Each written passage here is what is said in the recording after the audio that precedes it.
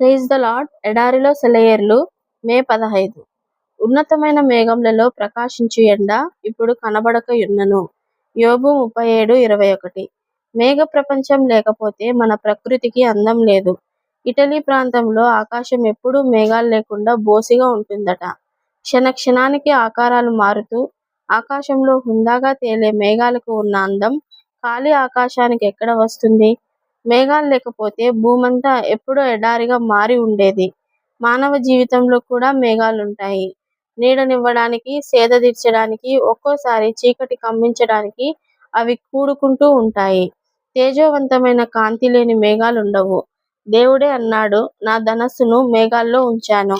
మనకు కనిపించే వైపు నుండి కాక రెండో వైపు నుంచి మనం మేఘాలను చూసినట్టయితే రవి కిరణాలతో ప్రోక్షించబడుతూ గొప్ప పర్వత శిఖరాల్లాగా కాంతిని ప్రసరింపజేస్తూ కనిపించే మేఘాల దృశ్యం నిరుపమానమైనది. మనమెప్పుడూ వాటిని క్రింద నుంచే చూస్తాము. అయితే వాటి శిఖరాలను, లోయలను స్పృశిస్తూ తడుపుతూ నాట్యం చేసే ఉజ్వల కాంతిని ఎవరు వర్ణించగలరు? దైవకుమారుడా, నీకు సంభవించే శ్రమలను అవతలి వైపు నుండి చూడగలిగితే ఎంత బావుంటుంది. క్రింద నుండే ఎప్పుడూ చూస్తున్నావు. నువ్వు క్రీస్తుతో కూడా ఉన్నత స్థలాల్లో కూర్చుని క్రింద ఉన్న మేఘాలను చూడగలిగితే, పరలోకపు స్వచ్ఛమైన ధవల కాంతిని, క్రీస్తు ముఖకాంతిని, అవి ప్రతిబింబిస్తున్నాయన్న సత్యాన్ని కళ్ళారా చూడగలిగితే ఎంత మంచిది.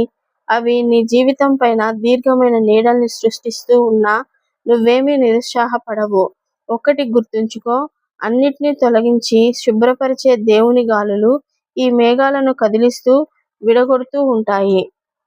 ఉన్నట్టుండి గట్టిగా ఈ గాలివాన పట్టుకొని కోపంతో అటూ ఇటూ కొట్టిందెందుకో? నా దారులైతే దేవునికి తెలుసు, నమ్మకముంచడం మంచిదని నాకు తెలుసు. కాలజ్ఞానపు గూఢ ముసుగును తొలగించి తొంగి చూడలేను. ఉదయము చీకటి ఏది పొంచి ఉందో గాని సదయునిపై నమ్మకముంచాను. ఆటుపోటుల కావల రేవుందో లేదోనని నీటి అలలను దాటి చూచే కళ్ళు లేవు.